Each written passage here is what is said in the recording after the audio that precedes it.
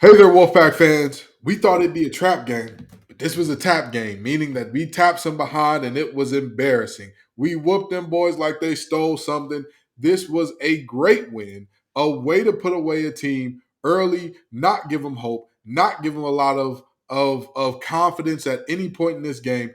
This was a dominating, virtually wire to wire win. If it wasn't for the first 2 points, it would be a true wire to wire win, but a 94-66 domination. We're going to talk how it happened, why it happened, what it means, and what we have going on in the future for this team. Grayson, are you ready? I'm ready. I was over at the game, so I just walked back, so I'm fresh out of PNC. Definitely glad to come out of there with a W. Absolutely. And before we get into the game, I have to remind you all that today's episode is brought to you by FanDuel. Trust me, they are the official sports book of Locked On. Make every moment more. Visit fanduel.com/locked on to get started today. Trust me, folks, we got a great episode ahead. You don't want to miss a minute of it.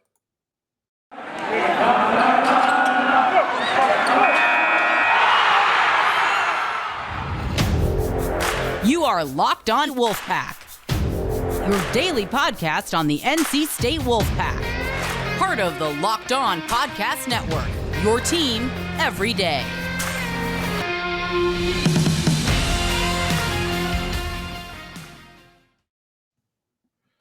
Grayson, you were at the game live in real time. I watched the game, and this game was a domination. This game was one in which, the keys that we talked about were definitely taken care of. My key was starting fast, jumping on this team early, not letting them hang around and get confidence. And what a way to do so. A 40-8 run after Florida State scores that first basket. How did that happen?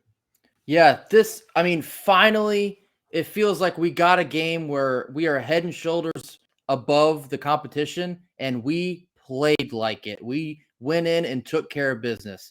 So that was extremely nice to see. There's a couple stretches where maybe it didn't look like that, but to come out of the gates and hit them right in the mouth and continue hitting them in the mouth, Florida State did not know what was up, what was down, what basket they should be shooting at. We put it on them. We laid it on thick. Baby T was raining threes in the first half. Defense was outstanding for, I'd say, the first probably 15 minutes of the first half. Deflections, steals, blocks, getting down the floor quickly. That was probably the best 15 minutes of NC State basketball we've seen this year. Just going out and playing the way we're supposed to play against a team that has had multiple struggles game in and game out. Very, very proud of how we look tonight. Just took care of business flat out. And the very interesting thing about this is if you would have told me some of the circumstances that would happen in this game and told me to guess the final score, there's no way. If you would have told me that DJ Burns would have missed virtually the entire second half with foul trouble, pretty much. Because I believe it was the 12-minute mark or so where he picked up number 4?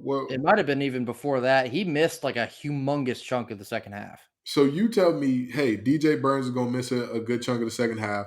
There will be times where you don't know if Terquavian Smith is on the floor or not. And yet, we still dominate. And don't get me wrong. When Terquavian was hot, he was hot. He was filling up. There was nothing you could do to stop him. But there were also times where it was like our offense completely stagnated. And let me not say Terquavian Smith was on the court or not. What I will say is our offense at times did stagnate and get very, very tough there. But it's this team, man. There's so many guys. There's so many dudes who just make it happen. And one of the unheralded ones that we want to show some love to on this show, LJ Thomas. When Florida State closed that gap from, I want to say our largest lead was 30, when they cut it down to about 15, Terquavian's on the bench, DJ Burns has foul trouble. All of a sudden, LJ hits a couple timely shots. That puts us in a good position, which he has done time and time again this season.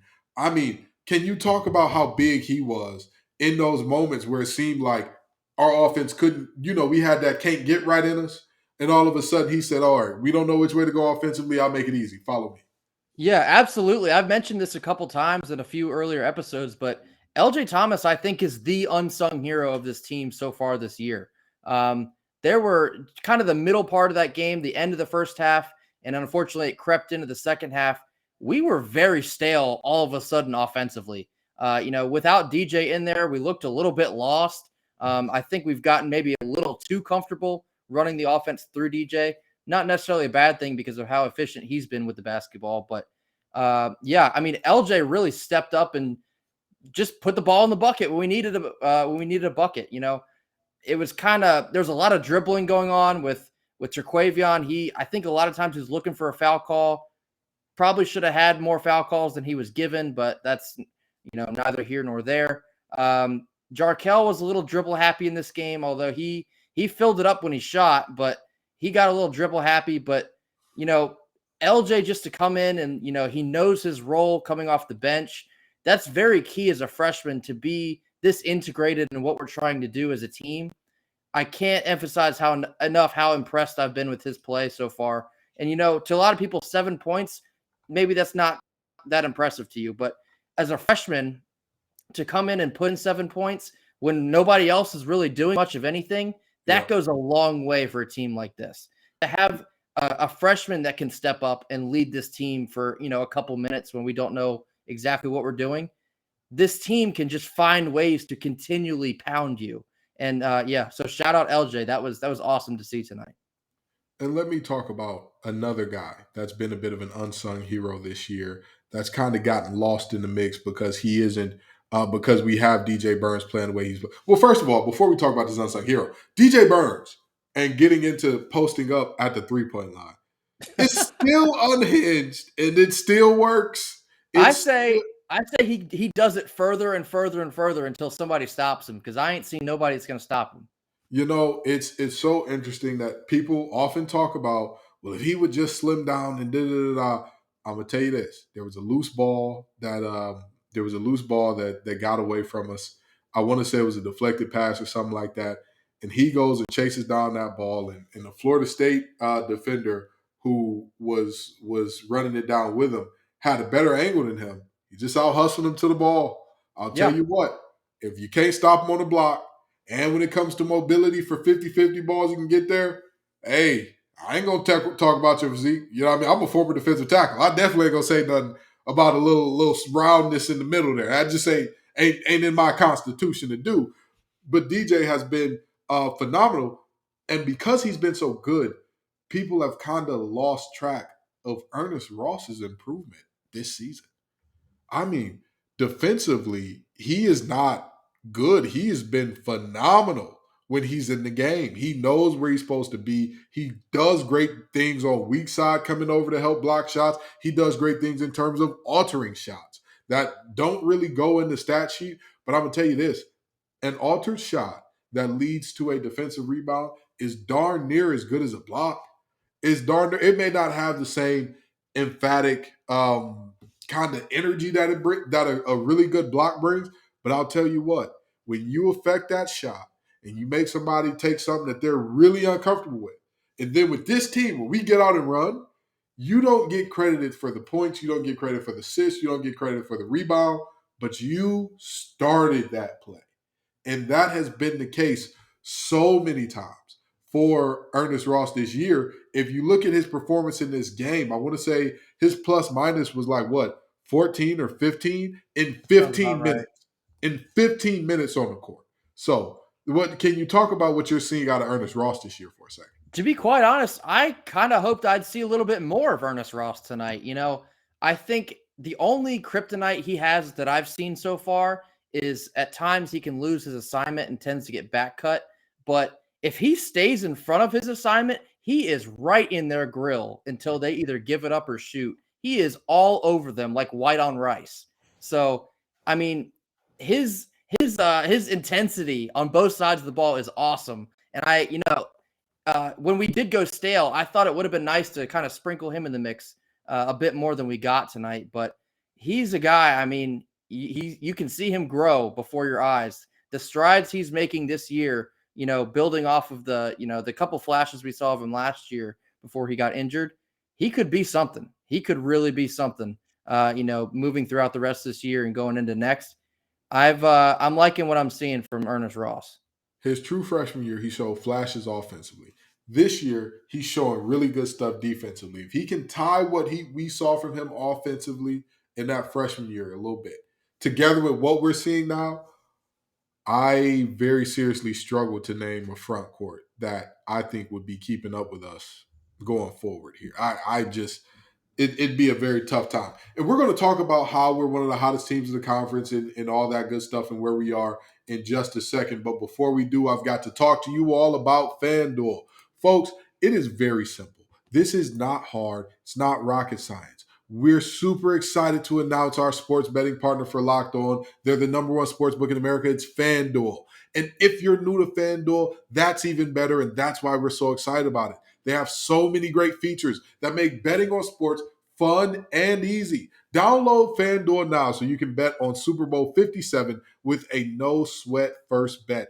You'll get up to $3,000 back in bonus bets if your first bet doesn't win. FanDuel lets you bet on everything from the money line, the point spreads, to who will score a touchdown, you name it. If you want to go rushing yards for Pat Mahomes, pass touchdowns for Jalen Hurts, sacks for the Eagles defense, it doesn't matter. They've got the bet for it. That is on the FanDuel Sportsbook app, which is safe, secure, and super easy to use. So make sure that you join FanDuel today at FanDuel.com/locked-on to claim your no sweat first bet on Super Bowl 57. That's FanDuel.com/locked-on. Make every moment more with FanDuel, official sports book partner of the NFL. So, Grayson, we're looking at a team that so many people were so down on early in this season. And, I'm not one of those people that's going to say, I hate to be the guy to say I'm right and I told you so, but I did tell people at the end of the day, this team is beyond Keats. We should still root for this team. All is not lost because of a loss or two. I want to say it was like after our loss to Pitt. I believe that was the point where I saw like folks just like, oh my God, this team is giving us nothing to be excited about. It's terrible here. Da, da, da, da, da. Okay, all right, I understand. But y'all do realize you're giving up on the season. I want to say that was what, 8 or 9 games into the season? 8 or Something 9 like games. that. Yeah, it was. I want to say it was like early December, so that sounds about right. Yeah. So 8 or 9 games into the season, folks are ready to jump ship already, and all this team has done, figure it out, fight, battle, figure it out, fight, battle. I mean, we saw a situation where after the Pitt game, we took an L to Miami shortly after. Again, folks were like, oh, well, a win at Coppin State or a win against Coppin State doesn't really matter. We don't really care about that, yada, yada, yada, so on and so forth. Sure. Okay, great. And then we go on from there, get a 3-game winning streak with a big win over Vanderbilt. And then after that, we take a loss to Clemson. Nobody knew how good Clemson was at that point. And then we start January. And boy, did we look good in the month of January. Our best January since what, 1989? That's right. Ladies and gentlemen, Grayson nor I were born yet. I'm bald now. That tells you we're old enough. We may not be too old, guys, but we're old enough for my hair follicles to say, I'm not going to work under these conditions. So it's been quite some time. And then the question becomes, well, can they sustain this, or are they a flash in the pan? Is this a team that has the ability to go from being the hunter to being the hunted and still make something happen? And we get this done at home. Tell me what this performance means to you. Yeah, I mean, real quick, touching back to the earlier on in the season, I like going to the early games in the year because at that point the tickets are still pretty cheap. This year there wasn't a whole lot of people in attendance, so I could kind of sit wherever I wanted. But it was cool going to those games because right early on, I could tell that this team was not what we saw last year or even, the years before that. I could tell this team had a different engine under the hood.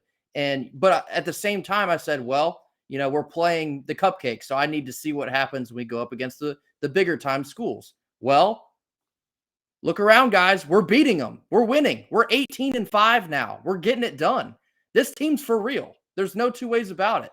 So, unbelievable effort from Keats turning this program around from where we were last year.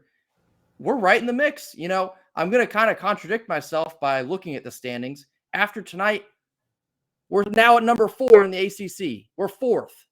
That's big. Now, that's not a done deal. We still have a whole month to play. Yeah. But, y'all, we're here. We're in the mix. We're knocking on the door. But We got to keep getting it done. But what more could you want? We're here. This team's legit. And I'll tell you this. I was asked what I thought the ceiling of this team was on Locked On ACC. I was asked what the ceiling of this team was. I said, at best, I can see them as the 6th, maybe 7th best team in the conference. We're sitting at number 4. We've exceeded my expectations. The fans that are super duper, the sky is falling every time we lose. You can't tell me this hasn't exceeded your expectations because many of y'all thought the team was going to be worse than I thought they'd be. So at the end of the day, let's continue to show up and show out for this team. Let's continue. I understand it was a 9 p.m. game. I don't know why the ACC keeps playing 9 p.m. Well, actually, we all know why, right? It's the money thing and, all that with ESPN. Sure, whatever. But we need to see butts and seats. This team deserves it. This team deserves it. Basketball is exciting and rally. Again, when I say, hey, the men's team has as good of or a better record than the women's team, that's not a slight to our women because they're still ranked in the top, 15 or 20 in the country? 15, yep. They're ranked number 15. This is not saying that our women's team is bad and they're a joke. This is saying that our men's team is balling. Our men's team is doing something that most people would not have predicted in any way, shape, form, or fashion. And this team deserves some love. Let me tell you what this win means to me. This win means that this team is mature enough to handle success. They're mature enough to handle, hey, you're better than them. We know you're better than them. They know you're better than them. But you still got to play the game. An immature team sleepwalks into this game and says, oh, we're better than them. They'll roll over. And then Florida State keeps it close. And the game kind of meanders on. And then maybe T gets hot, maybe Burns gets hot, and we pull away late. Instead of saying, from jump, it wasn't just offensive that we blew this team out. It wasn't a situation where Florida State had a ton of open looks that they were just missing. We were not letting guys get to their spots. All of their shots, there were 2 things that showed me how good our defense was. All of their shots were in the last 8 seconds or so of the shot clock, or they were extremely well contested. Oh, yeah. There was nothing early, nothing easy. You take away the 2 E's in basketball, you'll have a good time. Don't let them get anything early in the shot clock. Don't let them get anything easy. And we didn't allow either one of those things, which, again, that's indicative of I'm taking this serious. I'm showing up from start to finish wanting to dominate, which is a sign of maturity to me. Absolutely. I think Keats does a pretty good job of keeping this team grounded. I looked at a couple of his post-game comments tonight where he was saying it's a lot easier to coach a team up 30 than down 30. Despite there were some struggles there in the middle of the game where we looked like we were kind of, all right, well, this one's in the bag. We're going to get ready for Georgia Tech now. But toward the end of the game, we got DJ back in and things started to pick back up again. Same goes for, winning this game and starting to look ahead now to the weekend. This was a game where we needed to come out, take care of business, and we did it. Now we're on to the next one. Georgia Tech is going to be much of the same. They're not a very good team. They're sitting around the bottom of the conference. They need to come in and we need to give them what they deserve, which is another L. Okay. We need to just take it to them same way we did tonight. No funny business. Don't mess around with them. If you mess around too long, they're going to figure out how to beat you. Just handle your business. Don't look at the standings. Just handle your business. And let me tell you this. This is another home game. This is a game against a Georgia Tech team that is coming off a loss to Louisville. Now, for those of you NC State fans who have not been following Louisville this season, I'm going to give you a statistical fact that will appall you. Coming into that game against Georgia Tech, according to the Ken Palm power rankings and all that, they are or they were one of the worst three in the history of Ken Palm rankings. One of the worst three Power Six teams. So that's Big Ten, SEC, Big East, ACC, Pac 10, 12, whatever, however many teams are there. In the history of Ken Palm rankings, of those conferences, again, ACC, Big Ten, Pac 12, Big East. Did I already say SEC? Yep. And who's the sixth one? Who's the sixth one? Who am I missing? Big Ten, Big East, ACC, Pac 12, SEC, and who am I Big missing? 12. Big 12. There we go. How could I forget the Big 12? The Big 12. Of those six conferences, since the history of the Ken Palm rankings have started, there have only been two teams worse than Louisville that are out of those conferences. Georgia Tech just lost to that Louisville team. Louisville is probably the worst ACC team we have seen in a long time. The team we play on Saturday just lost to them. And Don't let it be you. And let me tell you what that means. That means that they just took a hit in net ranking and all that good stuff. That is like, you were not good to begin with. This still drags you down like an anchor. NC State cannot lose to this team. Do I believe it's a trap game? No. I think that we have enough and they don't have the horses in the stable. But with that being said, again, every game can become a trap game if you go into it with the wrong mindset. If you do not prepare the right way, if you do not look at this game meaningfully and say to yourself, hey, we've still got a job to get done here, every game can become a trap game. And especially this game, too. This is our last game before we go on a 3-game road stretch, which makes this last home game here even bigger. This is a game that, I hate using this word, this is a game that we should win.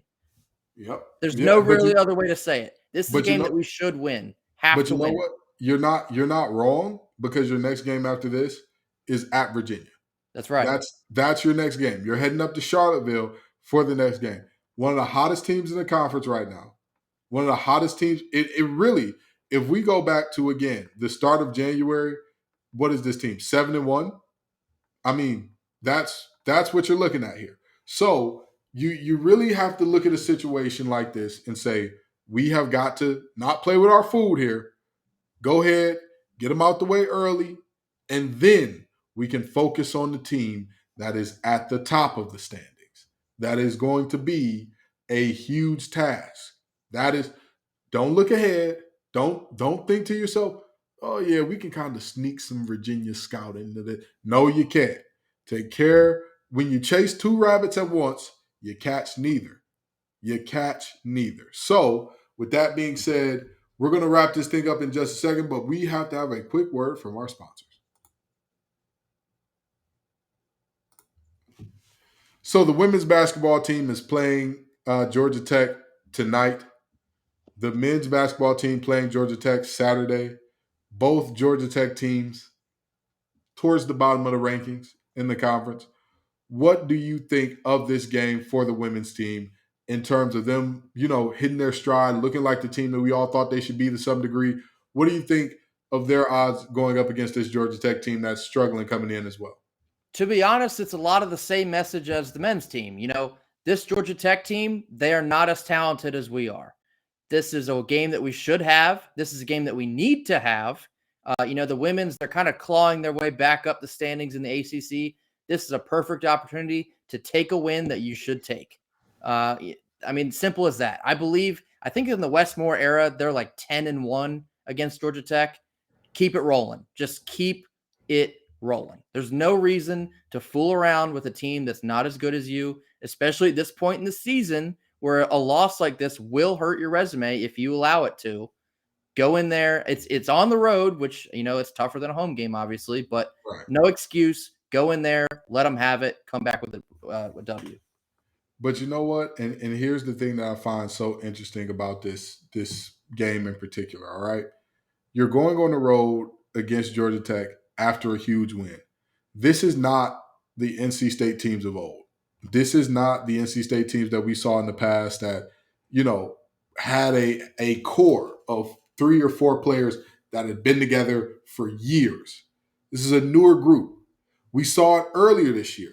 After the big win at Iowa, on the road at Iowa, we came back with a win against Georgia, who beat us last year. Very tough team, tournament team last year. We came back, followed up with a win. Can we keep that consistency of we can win a big game and still keep going because this is what's expected of us? Because it is a similar conversation, but it's not exactly the same for the men's basketball team because men, y'all are new to this party. Y'all are very new to this party. This is not a party that y'all are accustomed to being in. Women, y'all are trying to get back to that level where everybody sees that red and white and is like, oh my God, we got who on the schedule? Oh God, we got to play them in tournament time? Why? That's what's going on there. So this is a question for this team of, can you continue what we have already seen? The men's team, it's new uncharted waters for them to some degree. I don't even think in the year, I believe Keats took us to the tournament, his first year, or am I wrong there? First year, that's correct. Even in his first year, I don't think that team was this good. I don't think that team was this good. So again, uncharted waters. The women's team, what are y'all going to do? This is who y'all are supposed to be. Can you walk in who you are? Or is this like we had a good run? That's not really us. Is that what you're going to show us? I believe that this is who they are. Again, I don't believe that this is a trap game for the women, even going on the road, even after the big win. I don't believe that it is a trap game because Westmore does such a good job of keeping that team humble, hungry, and focused. And one thing that I find very interesting, in the first, I want to say it was during that stretch that we were losing, and during the first part of the season, we were shooting about 26% from 3, and now it's up to around 35 or 40. That's the type of stuff where I'm like, all right, wait a minute. This team is on to something. They're cooking with grease now. And again, we're getting folks back healthy. We're hoping that River Baldwin is back to her usual self and able to play more minutes. Jada Boyd, same deal there. But this team looks like they're getting healthy at the right time. Looks like they're getting folks back and going in the right direction. I don't think this one should be close. What say you? Yeah, very much agree. We're on a 3-game winning streak. Got to make it 4 here. It's a great opportunity to make it 4. There would be no excuse to let this one slip. This is a team that's built for games on the road like this one. They're conditioned for this. They're built for this. There's no reason it should be anything other than a comfortable W. Absolutely. And then after that, we have Alyssa Cunane's good friend Kitley coming through town for the Play for K game. And I'm excited about that one as well. But again, we're keeping this thing focused at one game at a time. Wolfpack Nation, thank y'all so very much for coming out. Y'all make this show what it is every single time. Keep showing up for both of these teams now. You sell out every women's game. There's no doubt. I can't get a ticket on StubHub. They ain't available. They ain't nowhere to be found. You got to get a scalper outside or something if you want a ticket to those games. But show up for this men's team. They're doing what they're supposed to do. Again, the women's team, they're dominant. They're getting back to their dominant ways. They're getting back to their winning ways. The men's team, they're new to the party, but darn it, they're in the party, and they're showing up in an efficient way. Let's show them some love. Let's keep showing out. Every game ain't going to be at 9 p.m., okay? Every game not going to be at 9 p.m. on the school night. So let's show up for them. Thank y'all so very much for coming out. Peace and love, y'all. And as always, go Pack. Go Pack.